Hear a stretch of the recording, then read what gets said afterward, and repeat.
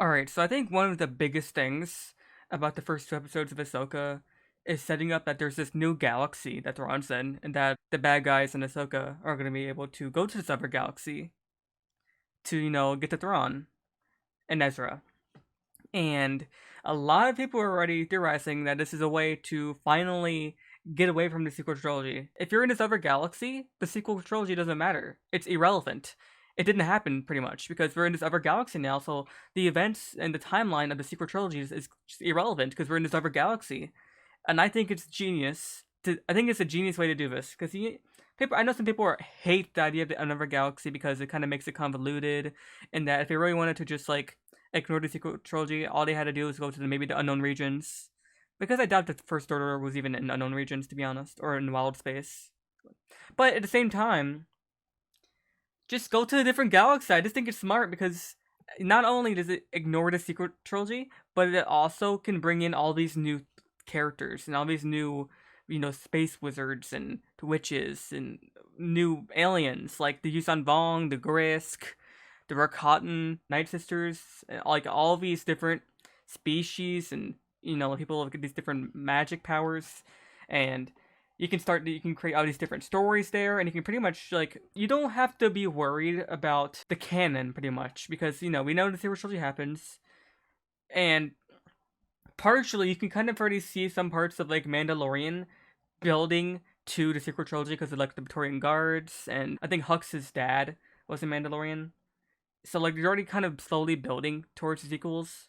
But if you go to this other galaxy, you don't have to do that. You can literally just ignore the secret trilogy, and you can create a new empire pretty much. You can create the Rakatan Empire, the Yuuzhan Vong. You can do the Grisk, like I said. If for those who don't know who the Grisk are, they're pretty much the enemies of the Chiss Ascendancy. If you read the Thrawn novels, you'll know more about them. So if they want to, explain that the Grisk are from this different galaxy, I would love that. I would love, or I don't even care if it's the Grisk. It could be the Zambong. It could be really anyone, honestly. External threat that isn't just Thrawn.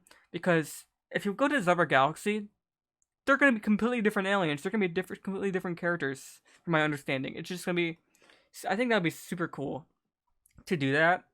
And you don't have to worry about Ahsoka dying because she's not in the sequels. You don't have to worry about Hera and Chopper and Ezra, not being in the sequels because they weren't there. They didn't die. Maybe they're just in this other galaxy. You don't have to worry about. Heck, you don't even have to worry about Thrawn dying because he could just be in this other galaxy. Maybe he has this whole empire in this other galaxy, and there's this whole battle going on for the past 30 years or longer of Thrawn in this other galaxy. Maybe he dies. Maybe he doesn't. But now you don't have to say, "Oh, he's dead" or he loses because he's not in the sequels.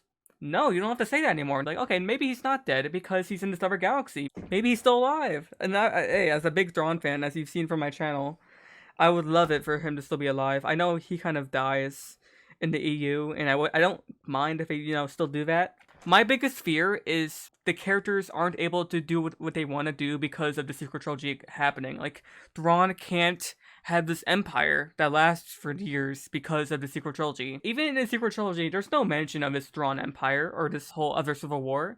Maybe it's because there never was one in this galaxy. Maybe it was all in this other galaxy. That makes me pretty excited actually for the show. I think that is the biggest thing I'm excited for the show. I'm excited to see Anakin and Thrawn, of course, and I'm really enjoying Balin and Shin and all those and all the baddies pretty much. I'm enjoying all of them.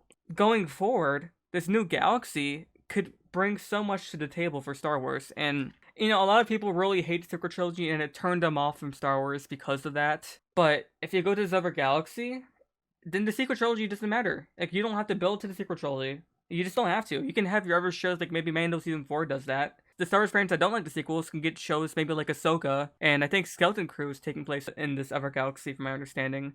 So we can get shows like that, and we can get future shows and movies in this other galaxy, and we can build towards a different timeline, a different story that takes place 30 years from now. And I'm actually really hyped because of this galaxy thing. I know a lot of people don't like it, or some people don't like it because it makes it kind of convoluted. That like there's this whole different galaxy now, but it just makes it a bit more interesting. And I love the mysticism. Morganelle's living like a night sister and all that, and she's able to like communicate with Thrawn across time and space. I think that shit is dope. I'm excited for more, and that's all I'm gonna say for now. I'm super excited to see this different galaxy and if they're gonna stay in this ever galaxy or if they're just gonna come back 2 hours, maybe by the end of the show or by Dave's movie. But yeah, I'm gonna stop rambling. I'm very excited to watch more, and that's about it for this video.